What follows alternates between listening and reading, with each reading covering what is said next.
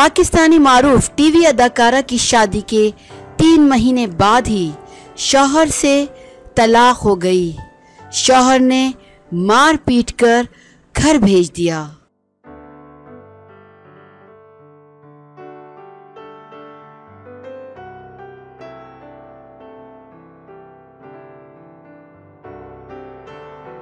Showbiz से गर्मा गर्म खबर आ गई।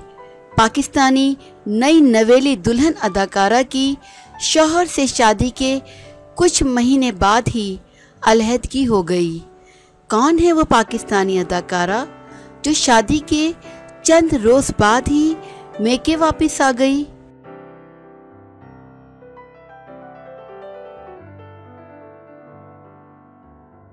नाज़रीन, अदाकारा निम्रा खान, जिन्होंने 3 महीने पहले खामोशी से शादी कर ली थी, वो कुछ अरसे से अपने शौहर के साथ अपने इंस्टाग्राम अकाउंट पर तस्वीर शेयर करती रहती थी।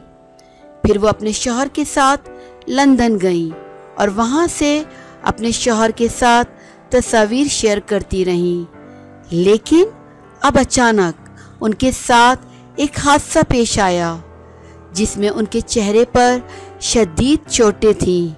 निम्रा खान ने कहा कि वो सीढ़ियों से गिरी हैं, जबकि कुछ लोगों का कहना था कि सीढ़ियों से गिरने से चेहरे पर, खुसूसन नाक की साइड पर चोटें कैसे आ सकती हैं।